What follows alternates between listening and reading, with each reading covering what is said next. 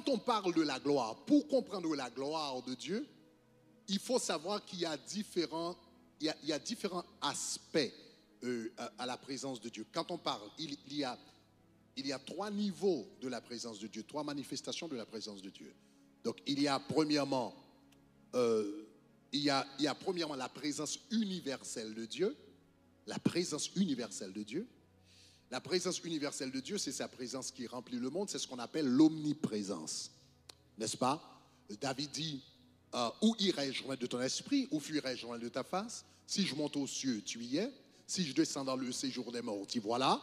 Si je prends les ailes de l'aurore et que j'aille m'habiter jusqu'aux extrémités de la mer, là aussi ta droite me conduira et ta main me saisira.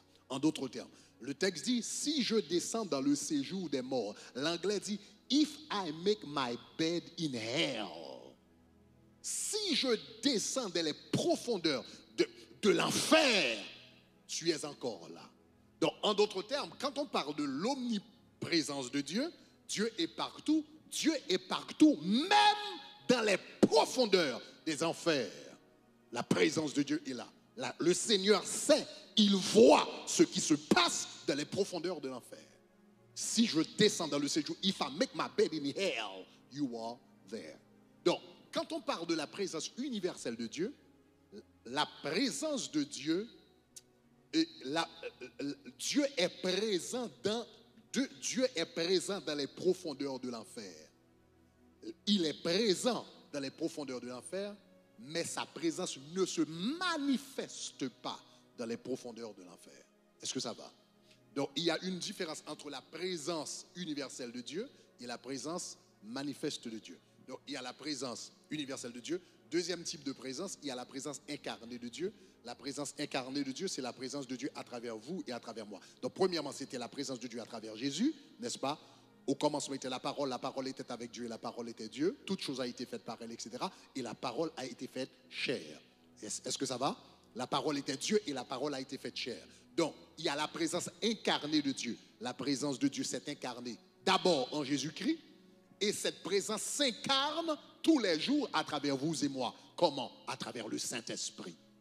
Parce que le Saint-Esprit, c'est Dieu et vous êtes le temple du Saint-Esprit. Donc, cela veut dire la présence de Dieu s'incarne en vous à travers le Saint-Esprit. Ça, c'est le deuxième type de présence. Mais il y a un troisième type de présence. Cependant, la présence universelle de Dieu n'est pas la gloire. Et la présence incarnée de Dieu n'est pas nécessairement la gloire. La gloire, c'est la présence manifeste de Dieu. La gloire, c'est quand la présence de Dieu se manifeste de manière palpable, visible. Ça s'appelle la gloire. Est-ce que ça va, chers amis? Je ne sais pas si vous êtes déjà arrivés dans un culte où les gens sont en train d'adorer. Et soudainement, tu sens, il y a quelque chose dans l'atmosphère. Il y a quelque chose dans l'atmosphère. Il y a quelque chose de plus. Il y a une dimension de plus de l'atmosphère. Ça, c'est ce qu'on appelle la gloire. La gloire, c'est quand la présence de Dieu se manifeste de manière visible. Okay? Donc, dans l'Ancien Testament, la présence de Dieu pouvait se manifester comme une nuée. La présence de Dieu se manifestait comme une colonne de feu. La présence de Dieu, donc on peut voir. Parfois, on peut ressentir la présence de Dieu. Ça, c'est la gloire. La gloire, c'est quand la présence de Dieu est manifeste. Donc, maintenant, tout chrétien bénéficie de la présence incarnée de Dieu. Mais tous les chrétiens ne bénéficient pas de la gloire de Dieu. Tu peux avoir la présence incarnée de Dieu par le Saint-Esprit, mais pour que la gloire de Dieu puisse se manifester, eh bien, cela demande une vie de prière, une vie de jeûne, une vie de consécration. Et la Bible dit, la gloire de Dieu, durant les 40 jours de jeûne, la présence manifeste de Dieu va vous accompagner. La présence manifeste de Dieu veut dire, tu entres dans un lieu et automatiquement, on sent que Dieu est entré dans ce lieu. Quand la gloire de Dieu t'accompagne, ta présence et la présence de Dieu deviennent une seule.